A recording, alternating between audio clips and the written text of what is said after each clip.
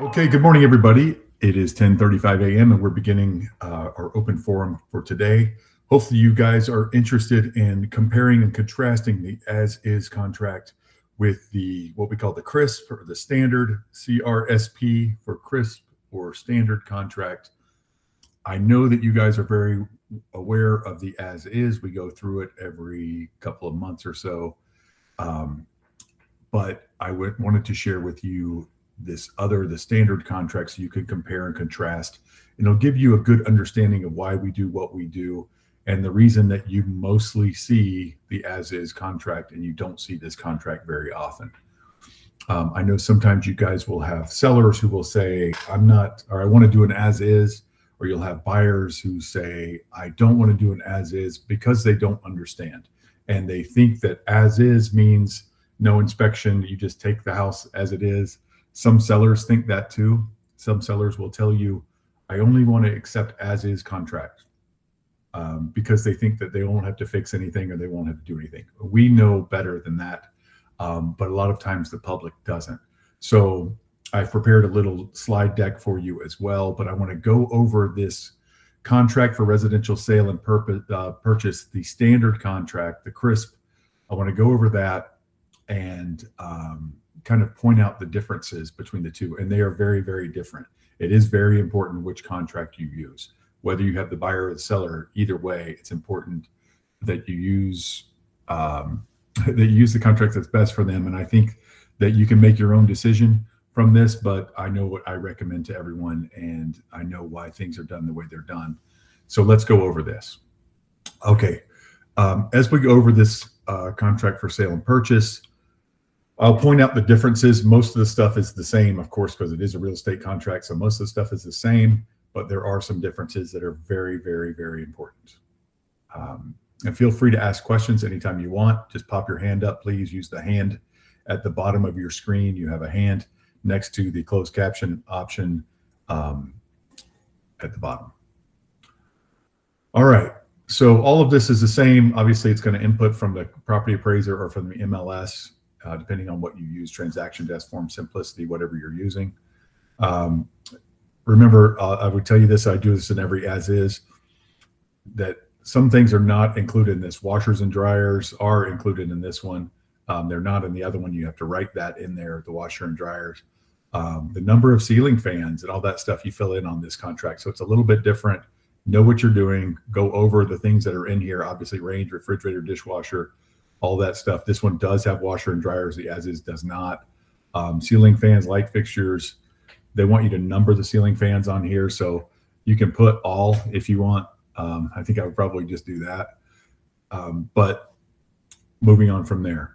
And if something's excluded, usually it'll be in the MLS, window coverings do not convey, whatever it is, you'll write those in there as well.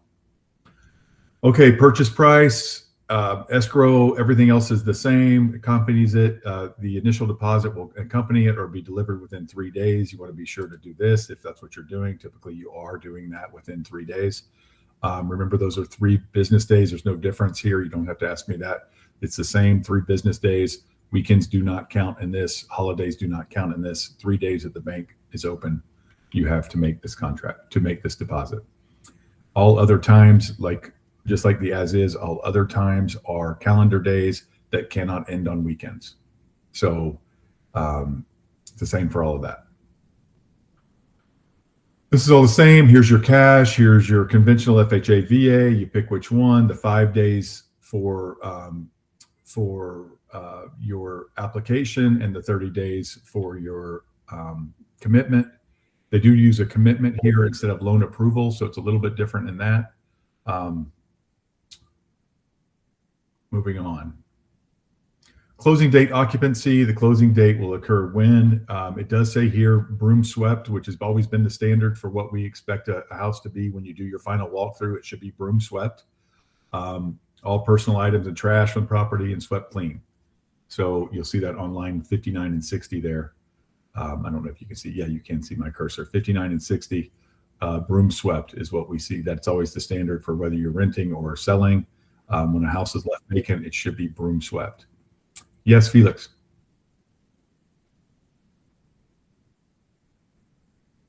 You might be muted still. Hit your little microphone down there.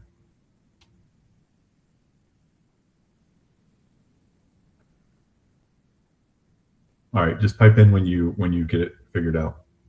Okay, here's the biggest thing. 74. Let's talk about this. So here's how the standard contract works. This is the nuts and bolts of this. This is what makes this contract so different. If you look at line 74, seller costs, tax and surtaxes, recording fees, repairs and permits. Seller will pay up to blank, and so many times these are left blank, of the purchase price for repairs or warranted items. Those are general repairs, okay? And up to blank of the purchase price for wood destroying organism treatments, and up to blank for costs associated with closing out open permits and obtaining required permits for unpermitted existing improvements. It's your garage that's been filled in, that's your bathroom that's been added without a permit, that's all kinds of stuff. Lots of roofs were put on, but they didn't get them closed out. They pulled permits that weren't closed, etc. This happens all the time. So let's talk about these numbers. Here's two things you'll see is this left blank, which is 1.5% of each, which really puts your seller in a bind. So if you sell a $600,000 house, that's $9,000 they could be liable for in each of these three fields. So up to $27,000 theoretically, right? That is absolutely, they don't get to negotiate this again. They absolutely have to make these repairs. They do not, if they don't want to make them, that's a breach of contract. So we're going to go over this. Here's the process.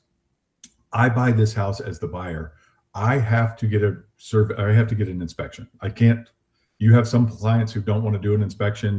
With your as is, you have an inspection period, but they don't have to get an inspection. That's not the law. They can cancel for any reason, or they can go forward, but for no reason whatsoever. It's completely up to them.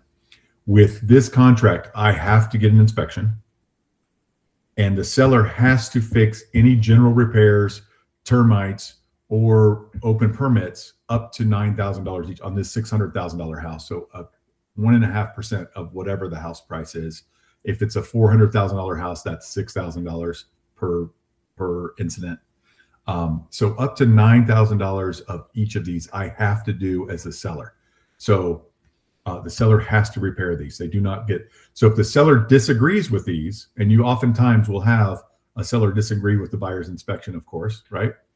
If the seller disagrees with these, they can't say no. They have to hire their own inspector to fight that inspector and to contradict that inspector. If both sides then do not agree that either inspection is right, which is what they'll do, the buyer will say, well, I don't believe your seller's inspector, and you don't believe my buyer's inspector. Now we have to go in 50-50 on a third inspection. We have to split the cost of a third inspection that is picked outside, that neither of us picks. We have to agree upon a new inspector and get a third inspection, and that one is binding. So this is what you're getting yourself into with a standard contract. This is why I don't like standard contracts. I don't like them for the seller. So interestingly, the seller is the one who always wants the as is, because they think that they can just sell their house how it is and they don't have to make any repairs. When in reality, the worst one for them is this one. This is the worst one for this. I'm sorry, the buyers don't want the as is. This also sticks the buyers in this deal. If they find something in the inspection they don't like, the seller only has to repair up to $9,000 or up to 1.5% of this. They might get stuck buying something they don't want now. Even if the seller makes the repairs, they still don't want this property. Even if the seller fixes the permits, they still don't want this property. And now, or maybe their conditions have changed. Maybe something has happened and they want out of this contract. They can't get out of this contract as long as the seller is making the repairs. So this has no wiggle room for the buyer. It has no wiggle room for the seller. Okay, the seller must make these repairs. Okay, someone raised their hand and put it down. So that is the main cost. I'm sorry, the main, I saw cost here. That is the main difference between the standard contract and the as is contract. Let me ask you guys, how often are you seeing the standard contract? Yeah, Sam, you can put zero. Great question. You can put zero, but if you put zero, you're going to, first of all, you're going to be this is going to be written by sorry, let me get back to that point where they put the zeros here. You can put zero. You can put zero here and zero there. You can put whatever you want, but why would the buyer sign that? Why would the buyer agree to that? So you're promising to me to make no repairs. Now I can't back out of the contract and you don't have to make any repairs. That's a real as is. So a lot of times the seller will say, I only want to accept as is. Well, as is gives the buyer the right to renegotiate. It gives the buyer the right to back out of the deal and get their deposit back. If you put zeros here, so you send me a contract that has nothing here, I counter with zeros because I represent the seller and I want zeros here because that's great for the seller. Now you are obligated to close. If you initial back on this, if your buyer initials back on this, you're obligated to close and I don't have to make any repairs or close out any permits. And you can't argue with me. If you argue with me or try not to close, that's a breach. Well, you can argue, but you can't try not to close. That's a breach of contract. Okay. So do not let your buyers ever sign anything like this. I wouldn't let my buyers use a standard contract regardless. They can't negotiate anything. They can't back out of the deal for other reasons. They have to get an inspection. If they don't like the seller argues with them, they have to pay for another inspection. This is all time. This is all going against our closing date, which the seller can hold me responsible for. I don't like this at all. And I don't like it as the seller. Now I'm having to make things and we're arguing. So there's what they call general repairs and cosmetic repairs. And it even says in here that you have to make general repairs up to that limit and any cosmetic repairs that were caused by the defect of the general repair. So if the pool was leaking, that's a general repair. If the tiles are cracked next to the pool, that's a cosmetic repair. If the pool was leaking, that's a general repair. If the pool leaking caused the tiles to crack, I've got to fix both if I'm the seller. And again, only up to that $9,000.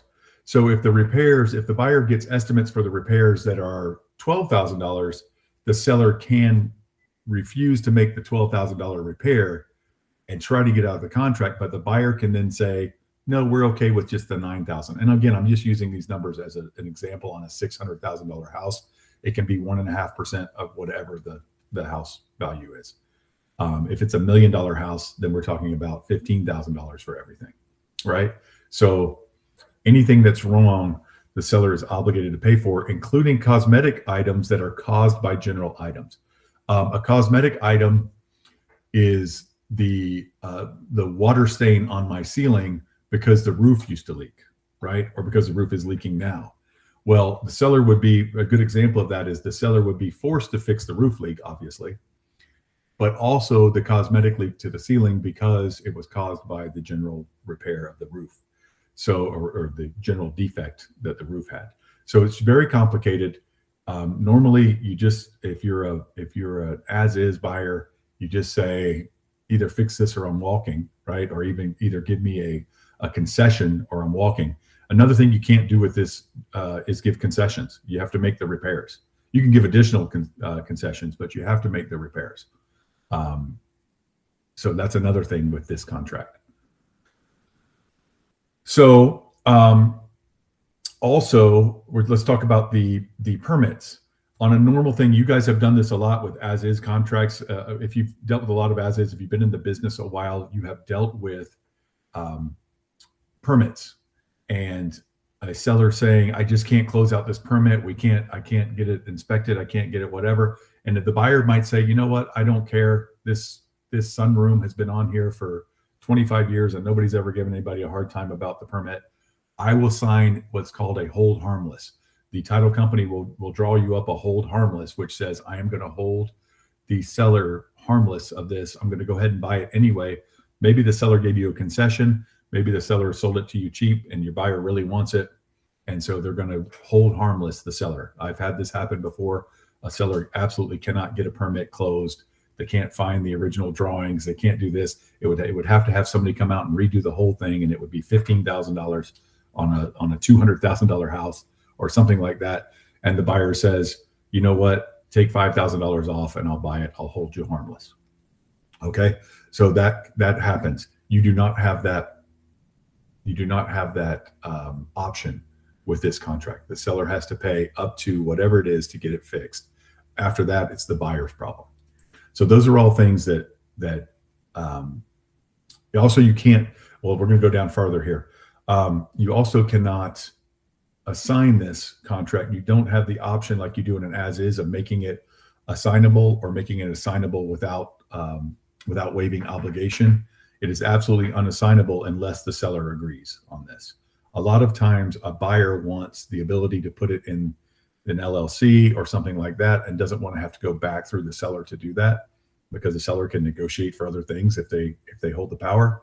So that's another thing you do not have the option of. Let's go through this a little more. Homeowners association, everything, a lot of the stuff obviously is the same. Force majeure, all of that stuff is in here. Here, let's go through this stuff. The warranty, inspections, and repairs. This is where it gets to what we talked about up there, the 1.5%. Seller warrants at non-lease major appliances. Let's look at this. Heating, cooling, mechanical, electrical, security, sprinkler, septic, plumbing systems, the seawall, dock, pool equipment, if any, are and will be maintained in working condition until closing.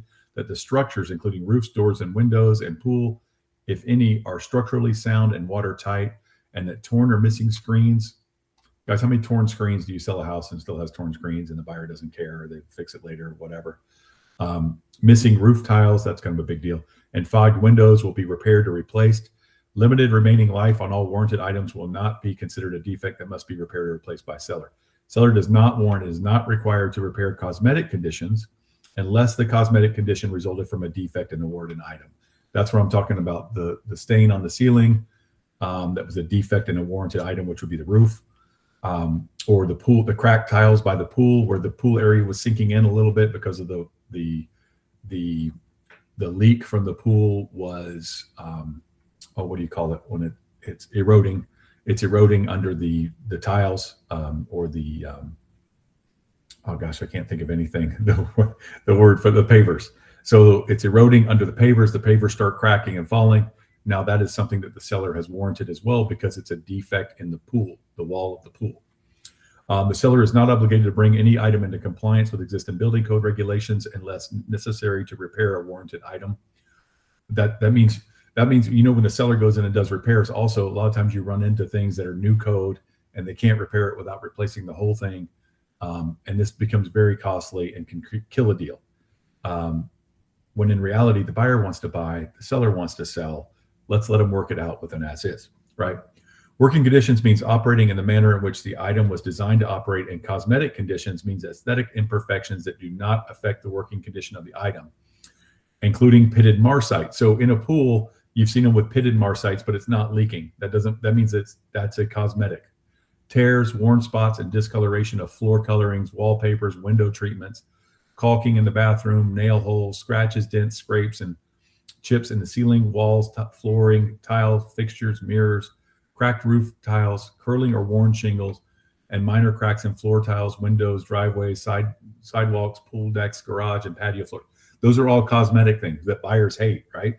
These are things that buyers complain about a lot of times and ask the seller to fix. Well, they can't ask the seller to fix them. They're non-warranted items.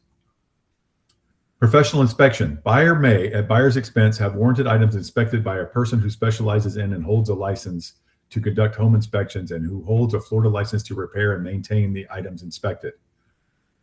So you have to hire a professional inspector. Buyer must, within 5 days after the end of the inspection period, deliver written notice of any items that are not 5 days after the end of the inspection period. So get the inspection period from the as is out of your mind. Because during the inspection period, the as is, you have to have everything done. There is no 5, you have to have it all negotiated, everything else. That's why you typically have a 10-day inspection period, something like that. So you have time to get the inspection and then go back and forth with the seller.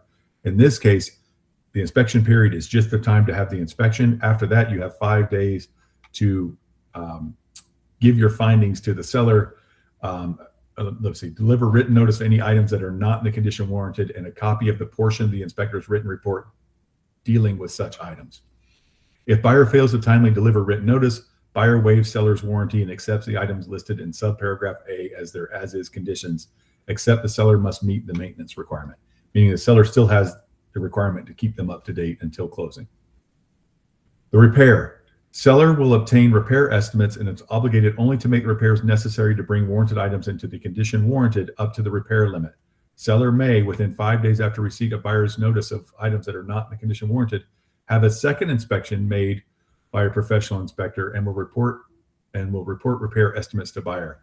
If the first and second inspection reports differ and the parties cannot resolve the differences, seller and buyer together will choose and equally split the cost of a third inspector, whose written report will be binding on the parties. That's what I was telling you earlier. They have to go in on a third inspection. If the cost to repair warranted items equals or is less the repair limit, seller will have the seller will have the repairs made in a workmanlike manner by an appropriately licensed person. If the cost to repair warranted, so that's another thing too. A seller in this case can't just have their handyman go. They have to hire a licensed repair person for that kind of item. If the cost to repair warranted items exceeds the repair limit, either party may cancel this contract unless either party pays the excess or buyer designates which repairs to make at a total cost for seller not exceeding the repair limit and accepts the balance of the property in its as-is condition, meaning they don't get anything repaired beyond that. This contract, if you can't figure it out, is not a favorite of mine. I do not like this contract for lots of reasons. There's no working and dealing and being people who work out their differences here. You can't use any creativity to solve problems. It is just an absolute mess. Yes, Vivian. If a seller were to do the work, let's say they knew about an existing condition and they knew it would turn up in an inspection because it's an obvious thing, and they go ahead and have their handyman do the work, can it still be called out by the inspector for workmanship? Only if the workmanship is bad.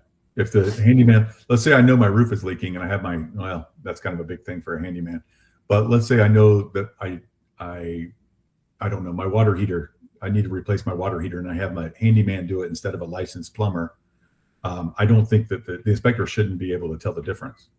But if they go and re-inspect, if it comes out on the inspection that my water heater is 20 years old and it needs to be replaced, and I replace it, I have to give you the invoice, and it has to be from a licensed plumber. I can't have my handyman do it. Does that answer your question? It does. I just meant like before the inspection period, maybe pre-listing or whatever, if they went ahead and did some work, but it wasn't if the inspector doesn't raise a flag because it looks fine. If I had my handyman do it before the inspection, then they shouldn't be able to tell. Theoretically, my handyman is good enough to put a water heater in. I've done it myself before. It can be done, but they'll never know. The inspector wouldn't know it wasn't a professional unless they did a bad job. So wood destroying organisms, you guys know about termites. That's the same kind of thing. If I've got to tent the house and do all that stuff, the seller's got to pay for that. If my inspector finds something and they say it needs to be tinted, I don't know how much you guys trust people who come out and do these inspections and stuff, but they're going to tell you, oh, just to be safe, let's get it tinted, let's do it, because they're trying to sell services. Permits, we talked about permits. Walk-through inspection, re-inspection. On the day before closing it or any other time agreeable to the parties, buyer and or buyer's representative may walk through the property solely to verify that the seller has made the repairs required by this contract, has met the maintenance requirement, and has met contractual obligations. If buyer or buyer's representative fails to conduct this inspection, seller's repair obligations and maintenance requirement will be deemed fulfilled. Okay. This is typically with your as is, you're pretty much doing the same thing. This doesn't change much. It's on my slide deck that I made, but the differences. But really, made the repairs made by this contract, has met the maintenance requirement, and has met contractual obligations. Your contractual obligations, as I showed you before, was to have the place empty, free of your personal items, free of your trash, and broom swept. That's pretty much what you're doing with an as is. You're making sure they fix whatever they told you they'd fix. You're making sure it's still maintained the way it was, that they left everything, the contractual obligation to leave all the things we talked about at the very first of this, the appliances and all this stuff. This is all obligations. So make sure they didn't take the washer and dryer if it's up here. Make sure they left the ceiling fans, the light fixtures, all this stuff. All the things that were required by the contract. They left it, remember down here, they left it broom swept. Look at line 59 and 60, they left it broom swept. And they made all the repairs that we talked about. Then we know that we're good to go. So that is what your walkthrough is for. That's what any walkthrough is for. I don't think there's a big deal, but a big difference between your walkthrough for this and the walkthrough for an as is. But there you go. All right. And the rest of it is boilerplate, the same as the others. No real date on anything. Time is of the essence, force majeure. Assignability, here's what I was talking about before. Buyer may not assign this contract without seller's written request. Okay. This is interesting as well. If for any reason other than failure of seller to make seller's title marketable after diligent effort, seller fails, refuses, or neglects to perform this contract, buyer may choose to receive a return of buyer's deposit without waiving the right to seek damages, or so give them their money back while they take you to court, pretty much, or seek specific performance as per paragraph 16. You guys know their sellers will back out for whatever reason. They think they have the right to back out of a deal that is completely a breach. We are not lawyers. We are not attorneys. So we let them know that they can be sued beyond that. And this is a place to point it out on the contract. Buyer default. If buyer fails to perform this contract within the time specified, including timely payment of all deposits, seller may choose to retain and collect all deposits paid and agree to be paid as liquidated damages, or so they can say, those are your liquidated damages. I don't know if you guys understand that, but you can say, you know what? I'm not going to pursue you anymore. I'll take your $10,000 deposit as liquidated damages. Or if you've made me move out of my house, you back out on closing day, and I've already moved out of my house. I've already made deposits. I've paid the movers. I paid this. I paid that. Now I got to go. I've got my stuff in storage. I'm buying this other house. Now you're going to cost me my deposit on the other house. I might get sued on this. There can be serious damages for a seller. And they may reserve the right to sue the buyer for that. And the broker gets 50% of all deposits paid and agreed to be paid, which is typically on your listing agreement anyway. You guys never touch that, but it's on the listing agreement that says you get 50% of the deposits. Christina, you have a question? Yes. So I saw a video from an attorney, and she's a real estate attorney, and she was saying essentially, let's say I have a buyer and the buyer requests the house be painted in the inspection period. They say, hey, you know what? The paint is peeling and chipping, and I would like to have it repainted. And I request, let's say it's a 7-day inspection period. I request it during that period, maybe on the 7th day, and I don't get a response. So two things. She's saying if they don't respond, then my understanding was if you were to submit it during that inspection period, even if they had not responded, you've still submitted that request.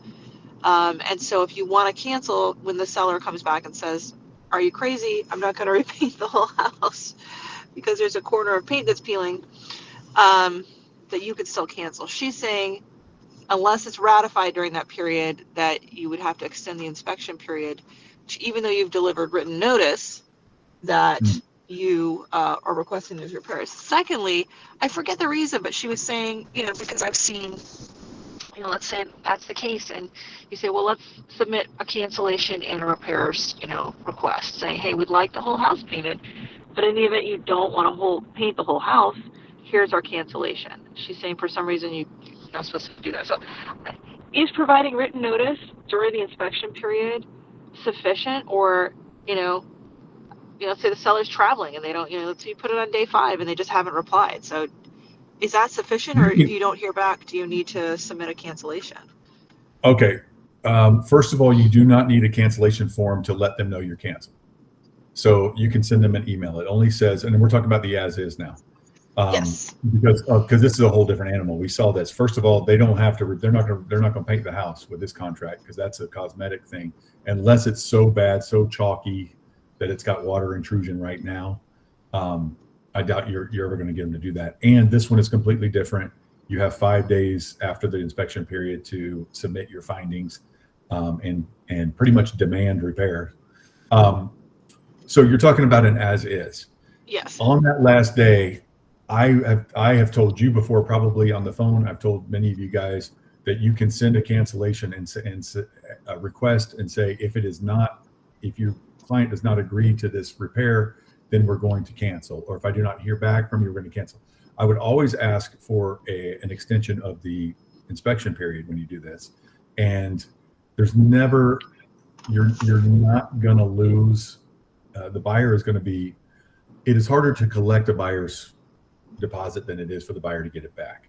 You really have to show a breach. And in that case, if the buyer says, I don't want to buy this house unless you paint it, then that's a cancellation if you don't want to paint it. So, okay, yeah. So written notice in the inspection period is sufficient then. But yes. So a written notice of saying, here's our repair request. I would go ahead and make a repair request though. Send them a, right. Yeah. It's so frustrating as a listing agent to get somebody to say, oh, here's what's wrong with the house. Well, what do you want? And put it in writing what you want. And a lot of times, I've told you guys this before, if I'm on the listing side and depending on the market and depending on the interest in the house and everything else, depending on how flexible my seller is and motivated, I will say, send me your repair request and send me a cancellation and I'll see which one the seller wants to sign. Right. Or if I'm on the other side and I'm feeling pretty strong as a buyer, I'll send both. Right. So, but I think that I don't know what there's no legal right or wrong coming from a lawyer on sending the cancellation and sending the other thing. If they sign the cancellation, you're canceled. If they don't, you're not.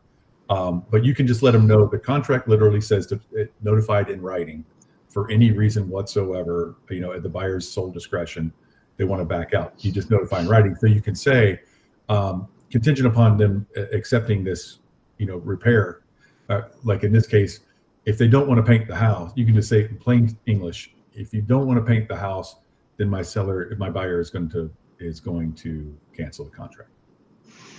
Right. Yeah. The thing that she was saying is that if you submit that and you don't have the sellers, if you just submit the repair request, you're saying, hey, whatever the repair is, maybe it's a reasonable repair. It's, hey, the roof's leaking. We need a new roof. And they don't sign during the inspection period, that unless you have extended the inspection period, your buyer's not going to be able to get out of the contract, which is not what I understood to be true. So I want no, that's right, because your buyer doesn't have a right to negotiate. During the as-is, there's nothing on there that says your buyer has the right to negotiate.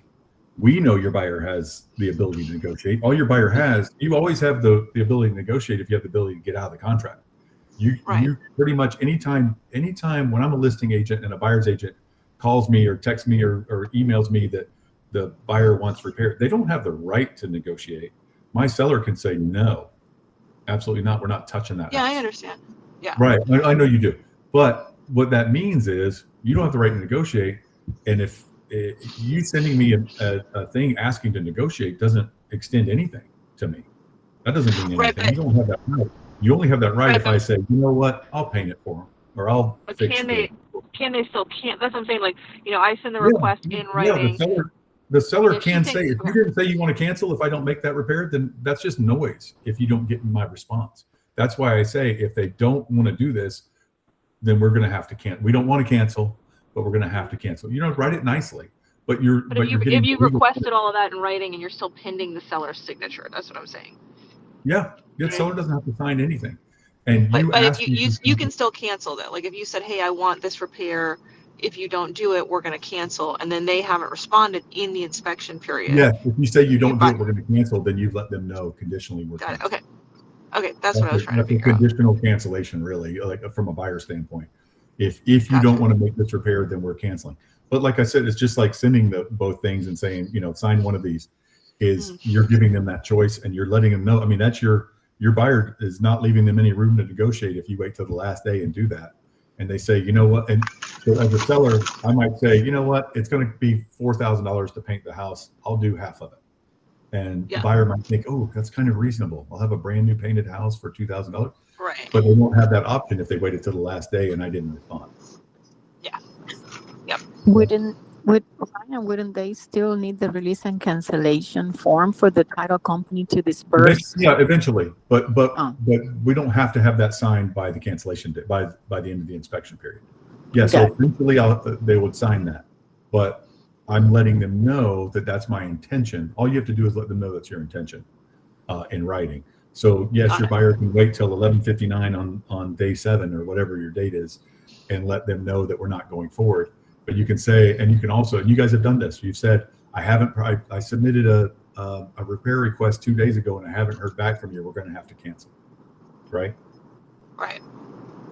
So okay, yeah, great. I don't know. Sometimes these attorneys, they just, you know what I mean? They get online, they make these videos, and I'm like, well, really? I think you're fine as long as you put it in writing that you'd like to cancel. She's technically correct. She's technically correct that you can submit. So I'm the listing agent, and you submit a repair request on Thursday, let's say on Wednesday, and your inspection period runs out Friday, and I never respond to you, and your inspection period runs out, and you never heard back from me, and you never let me know you wanted to cancel. If I don't, no, you're stuck. If you didn't let me know you wanted to cancel if I don't make those repairs, you might send me $50,000 worth of repairs and say, I want these repairs made, or I can't, or you have to say, I want these made or I cancel. If you just send me the request and I don't respond to you and your time runs out, then you didn't have to, I don't have to respond to you. I don't have to. But if I've told you that I want to cancel, if you're not going to, then I better respond to you or let you walk. Yeah. Okay. Thank All you. right, but you don't have any of those options in this contract. So let's get to the, I want to show you guys the, I'm going to put the side-by-side comparison for you guys. Show you that. Let me share that.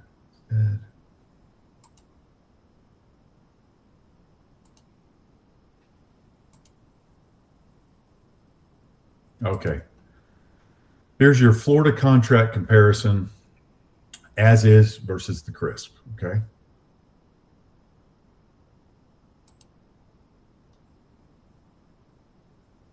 All right, let's go back up to the main idea. Buyer is purchasing this property in the existing condition with inspection and cancellation rights during the inspection period. That's the as is, with inspection and cancellation rights during the inspection period. The standard or CRISP, the seller gives more built-in promises about the condition of certain systems and items with repair obligations subject to limits. That's that 1.5% or whatever we agree to, whatever is in the contract. Typically, those can be 1.5% because lazy agents don't check that box. Buyer's agents want that box to be 1.5%. And sometimes a listing agent doesn't know what they're doing, so they don't put anything else in there. I don't know what a fair amount to put in there is. I don't know that there's an amount I'd want to be, as a buyer, that I would want the seller to be limited to.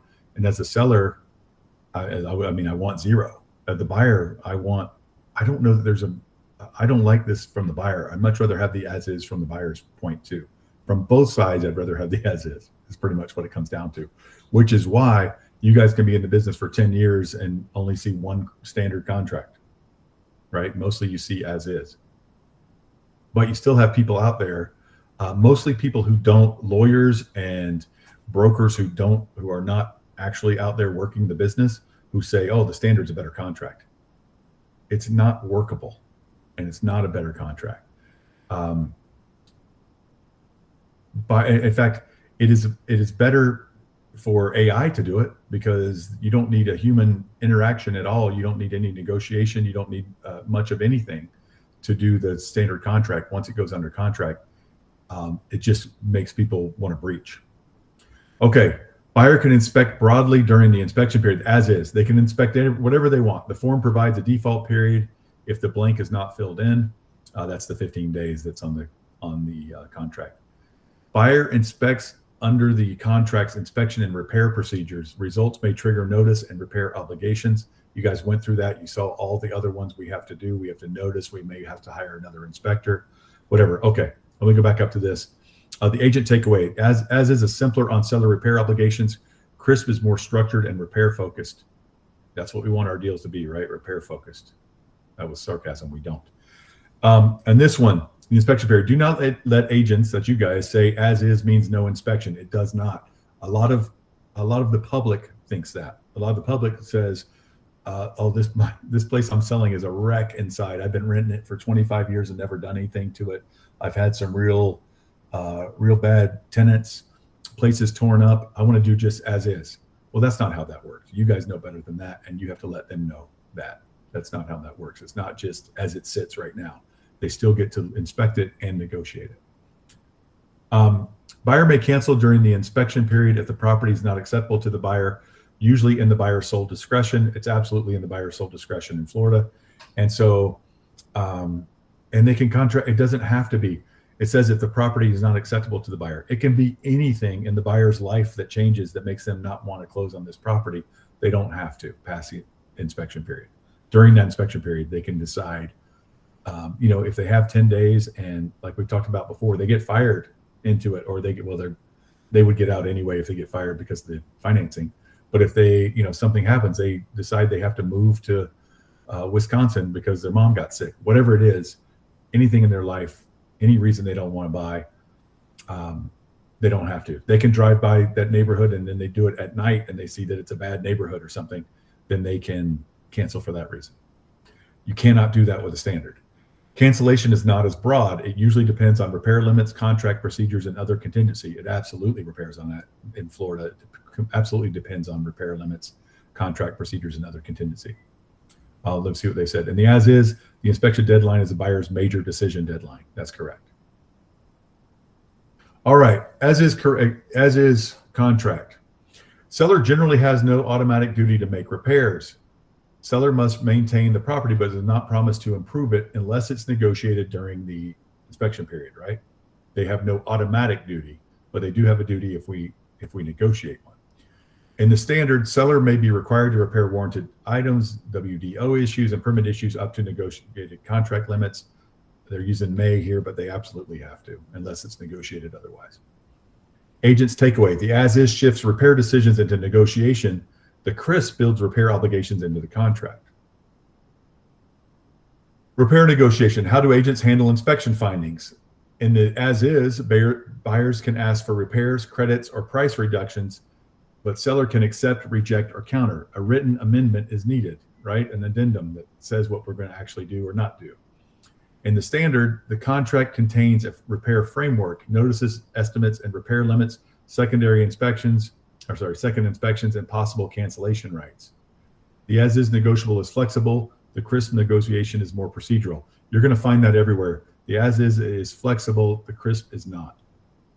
The as-is contract, what WDO findings are handled very differently between these two. The buyer may inspect for WDO, but seller is not automatically required to treat or repair unless the parties agree. In the standard, the seller may have to treat and repair WDO damage up to the WDO repair limit if the buyer follows a required procedure. So let's talk about this. The buyer may inspect for WDO, but seller is not automatically required to treat or repair. Who wants a house that has termites, right? It's a difficult thing to swallow, a house with termites. With the as-is, the buyer should decide quickly whether WDO findings justify cancellation or renegotiation. The seller has to treat and repair them up to the limit, but what if up to the limit doesn't cover everything from the buyer's standpoint, right? So you're still not happy with it. If your estimate is higher than the repair limit, you can back out for that. Okay, the as-is contract, open permits, unpermitted work. Seller usually must cooperate and share available information, but is generally not required to spend money to fix permit problems. The buyer can ask in the as-is, can ask for them to be fixed, and if they're not fixed, they can back out if it doesn't meet code. Buyer may inspect, okay, with standard, buyer may inspect permit records, and seller must remedy permit issues up to the remedy limit, but not beyond. The agent takeaway on older or remodeled homes, permit searches should happen early, not at the last minute. Yes, that's true. Definitely. You're not going to have that with new construction, but with older or remodeled homes, you definitely are going to. You're going to want to do that. And in Florida, all roofs replacements require permits. So you're going to want to check that. Anything older than 10 or 15 years is going to have a roof replacement or need one soon. So make sure you're checking all that. What is the buyer verifying before closing in the walkthrough? With the as is, buyer verifies personal property remains, agreed items are present, and seller maintained the property as required. In the standard, buyer verifies required repairs were completed, seller maintained the property, and agreed items remain. It's pretty much the same. That's what we talked about. It is not a second inspection period. It verifies contract compliance before closing. A lot of times we use it as a second inspection period, but you can't walk at the last minute for something that you didn't see the first time or something you don't like about it, unless it's something new from the first time. Like a seller did not maintain the property and now we've got leaks. Well, then that's obvious, and that's a maintaining the property. Seller still has to fix that before closing. All right. The best practical use. Which forms fit the deal? As is common for resale properties, older homes, estate sales, investor deals, and sellers who want fewer repair obligations. The standard is useful when the buyer wants defined repair protection and seller is willing to stand behind certain conditions. My buyers don't want defined repair protection. I want to be able to negotiate for it depending on what we find. And my sellers are not willing to stand behind certain conditions because we're not sure. We can't know everything, what's going on with the house. And now we're going to find something. The buyer's going to find something they can't live with, and I've got to fix it. I don't even know it's there, and I'm obligated now. Otherwise, I've breached the contract if I don't want to spend that money. So the agent takeaway, pick the form intentionally. The contract choice changes leverage, deadlines, and post-inspection strategy. All right. The as is, you inspect, accept, renegotiate, or cancel, right? If they don't like the renegotiation, they can cancel. The standard, you inspect, notice, repair limits, resolution. Not flexible. The form choice affects the buyer's leverage, the seller's obligations, and the agent's deadline management. And that is it. Any questions about these forms, how to use them, when to use them, or anything else?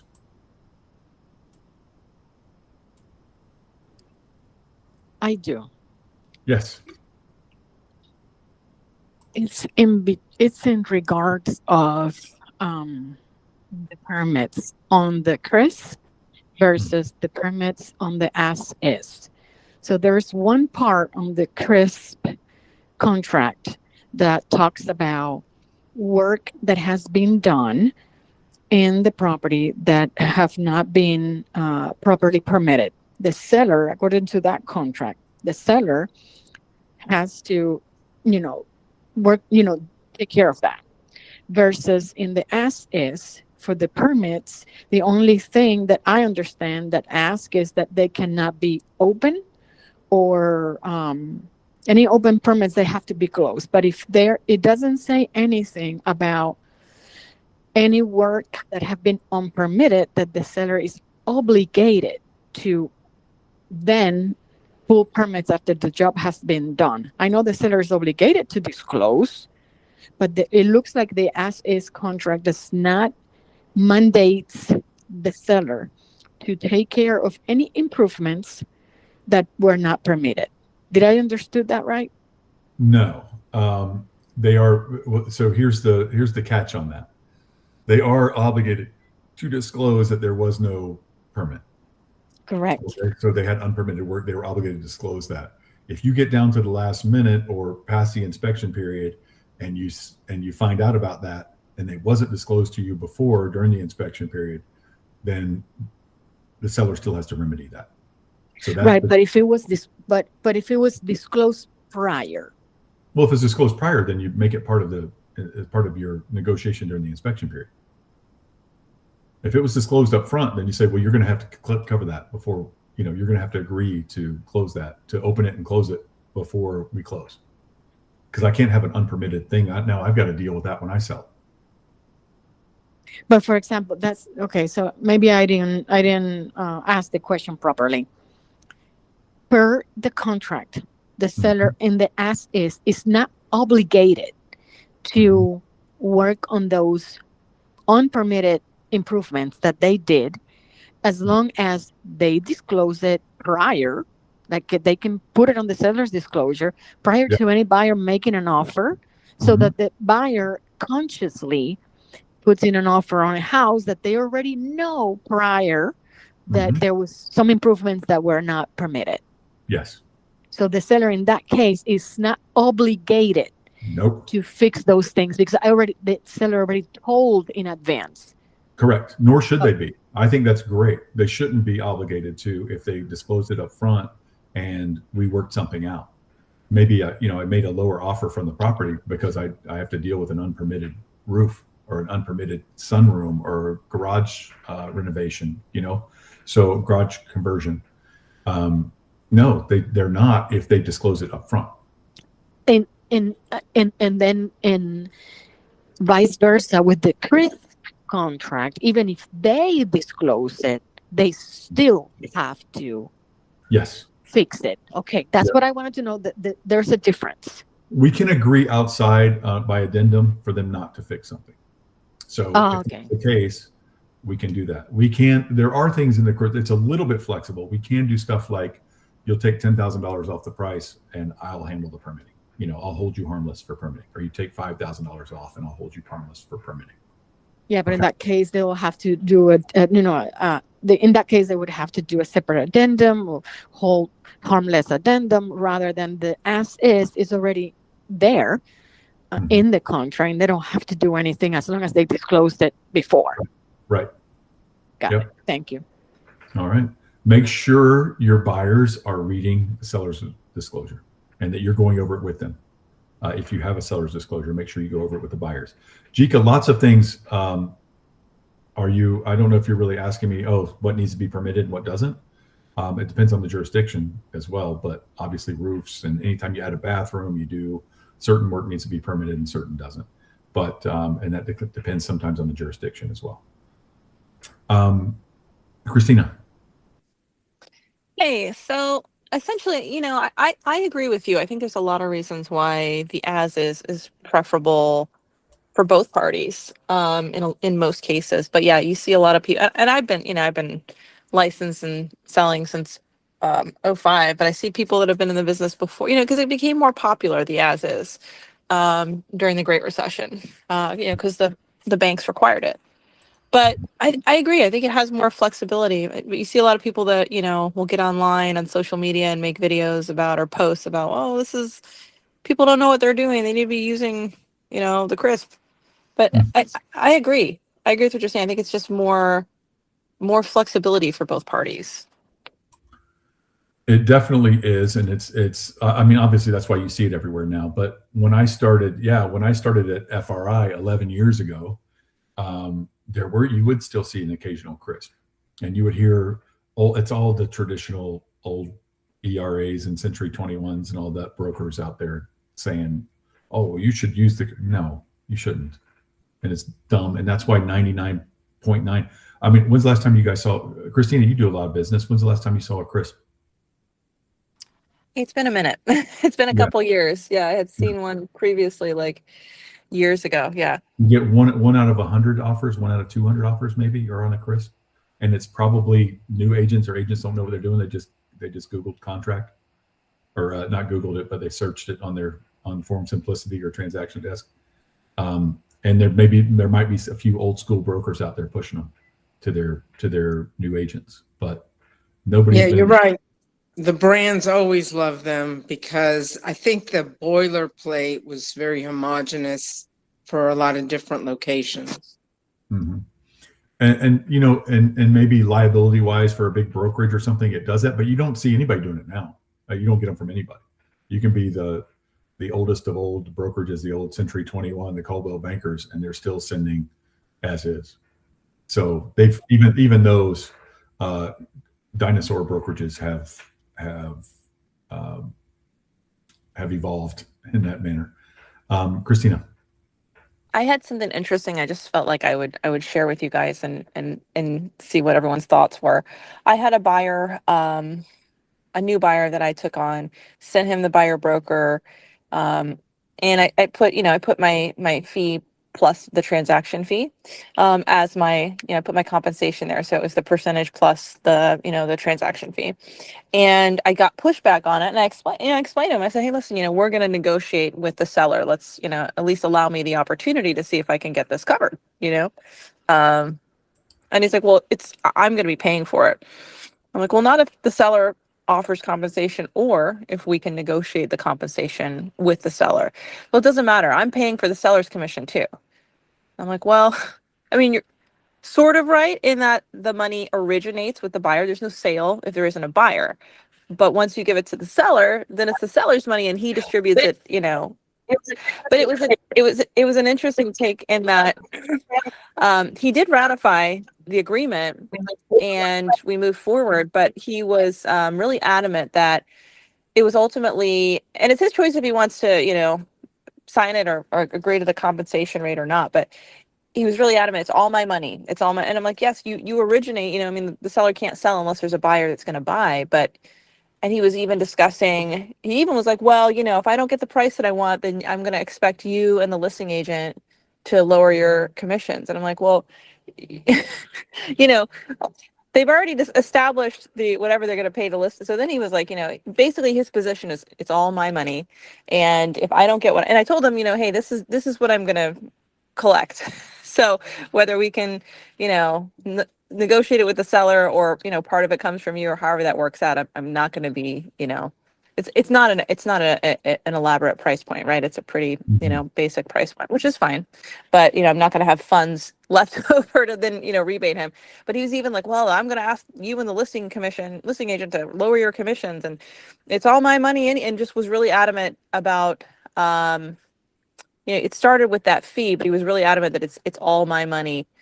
We ratified, he signed. I said, hey, this is what I work for. I understand what you're saying. I've been doing it for, over 2 decades. I have to make a living wage and I produce results. So, this is what I charge. I understand you may not want to pay it. You don't have to, but this is my fee. I just hadn't heard that where he was just so adamant that like, he's the one paying no matter what. I'm like, you're not going to have to bring the cash to close if the seller's paying. Yes, it's factored into the price, but I'm just curious what everyone thinks or if anybody has heard that from buyers before. So when we give, I know you guys haven't had a ton of pushback on the BBAs, but you are going to get occasional ones like that. Wait till he finds out he's got to pay for the house and everything else too. But when we do comps and when you give him prices, the seller, when you look at what your house is, if you do a CMA on my house and you say it's worth X amount, I know I've got to pay 6%, 5%, whatever I'm going to negotiate as a seller. That comes out of that money. That's not additional money that he's paying based on anything else. So he can say he's paying the commission. Yes, like you said, I think you worded it beautifully. There's no sale without a buyer, but it's a seller's money. You're giving the seller whatever we agree that Right. house is worth is what you're paying the seller. The seller is paying you. Seller's paying all the agents. Yeah, and he was even like, well, the listing agent might have to lower his, and I'm like, sir. Yeah, you don't get to choose what I make or what they make. And Right. It's good that you're in a position where you can turn away people who don't want to pay you what you're worth. And that's a great thing. And that's what we should be doing. But yeah, absolutely. You find a way to explain that the seller, look, when I tell you that this house is worth, we're going to do comps and stuff on a house that we pull and we decide on what a good offer is. And I'm going to, that's what the house is worth, $500,000. He's got to pay the brokers out of that. We're not doing $500,000 plus, you pay Christina 3% more. Assuming Right. you negotiate that. Now, theoretically, that is what he's signing, but you're telling him that you're going to negotiate him a better deal. I think you're gonna run into all types. I mean, you just are. It was just interesting. He was really fixated on that. I mean, I don't mean to say that in such a, that sounds terrible the way I put it, but it was really, No, sounds like he was. he was really convinced. He's like, well, it's my money. I'm paying for the listing agent too. And I'm like, but they've already signed an agreement. So once they get the money, you can't tell the seller what he's going to pay his listing agent because he doesn't want to give you, like they've already, I had to explain to him, they've already had an agreement signed for the listing side. That's up to the listing agent and the seller. That's not something that And I had to explain that to him, like, we're not going to be negotiating the listing agent's commission. You know, you can ask for concessions or, you know, reductions, but, you know, we can't put into there. First time I've heard anything like that, but yeah, like you said, I mean, it takes all kinds. So I just found it interesting. You know, he was really focused on that one point. Yeah. Wait till he finds out he's going to be financing it for 30 years too. How much you're going to actually pay. So yeah, you're just going to run into that. And you just need to be able to explain it. And it's good that, you know, it's in you had an explanation for him. It sounds like you were kind of ready with it, probably from 20 years of experience, but you know, you got to be ready for that kind of stuff and let them know the price that we pay for the house, the seller pays it out of that. The seller has an agreement where they're going to pay, let's say 6%. And 3 to theirs, 3 to your, 3 to me. So if not, negotiate for it. Yeah. Yeah. It was I kind of didn't know what to say, because I was like, well, you know, I mean, once you give it to the seller, it's their money, and there is a difference. I mean, I think the main difference if somebody, you know, gets somebody like that is that, you know, okay, if you're paying a percentage, the seller agrees to it, then you don't have to come with that cash to closing. You know, if you're doing financing, if they don't, then it's your cash out of pocket to closing, which I think is significant to some people. But anyway, just thought I'd share. All right, excellent. Any other questions or comments before we go today? All right, you guys are doing great. April's another good month. We're heading in the right direction. The market seems to be, people are, you know, I read something yesterday. Nobody wants to buy right now, but people have to. Everything's uncertain. The rates are uncertain. Gas prices are high, this and this. Nobody wants to buy, but people have to buy. So keep that in mind. People have to buy out there. People have to sell. People have to move. People aren't moving because they want to right now, but they're moving because they have to. There's a little bit of pent up demand, meaning people have been waiting to move waiting for the rates to come down for 3 years now, and they're having to give up on waiting and move forward. So there are buyers out there, there are sellers out there. You guys are finding them. The market is somehow ticking along just fine. You guys have been doing much better, and so I'm excited. Let's see what May holds for us. Any other questions before we go? All right, guys. Do you have any winning lottery numbers? No, apparently not. You'll know when I do, because you won't see me on here. Okay. No, I would do, even if I had $1 billion, I would be here with you guys. Well, if you win, you got to take us all on a cruise. Just not a cruise with. That? I don't think anybody believed me. All right, guys. Yeah, no cruises. All right, I'll see you guys soon. Hey, bye. Take care, everybody.